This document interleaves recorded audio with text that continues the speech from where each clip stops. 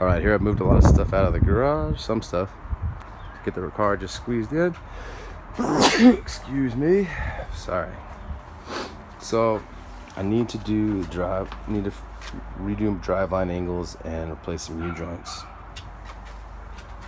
Can't tell here, but when I lifted the car up a little bit in the rear with these ridiculous old school shackles, it got my driveline angles a little off. I wasn't really getting any vibration, so I just cruised it. Yeah, don't worry about the rust.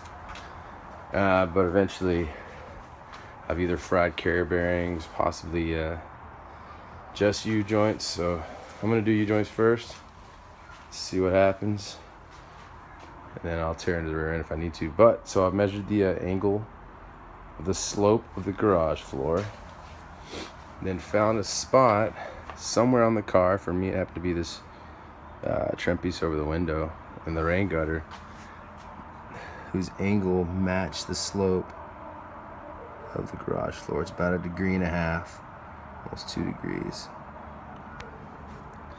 I made some index marks, can't really see them, right there on the vinyl top with a pencil. So if that falls off, I can put it back where it came from. Hopefully it doesn't, because it'll probably break. But now the slope of this trim piece, right where I've got this angle gauge, matches the garage floor slope, and I measured it in several places and kind of took a pretty good average because it varies by a degree or so. So now when I lift the car up,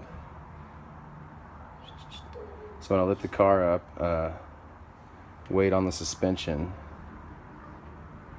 on jack stands there, I can level that up to 0 and have the car pretty much supported by the suspension at 0 degrees, so simulating flat ground. And that's when I'll take my my measurements, and I'll pull my drive shaft, look at the U-joints, put it back in, measure everything again.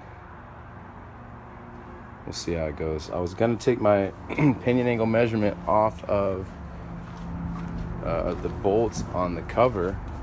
There's another there's another AMC Model 20. There are no bolts in this one, but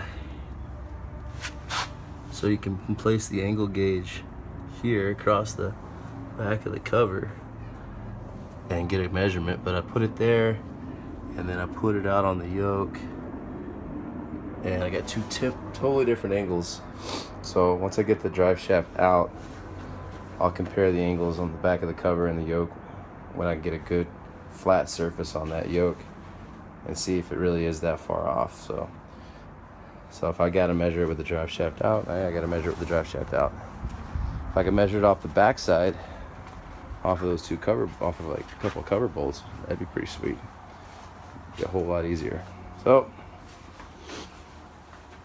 get to work. Check fluids, probably just check timing, all kinds of other junk while I'm in there. I will report back.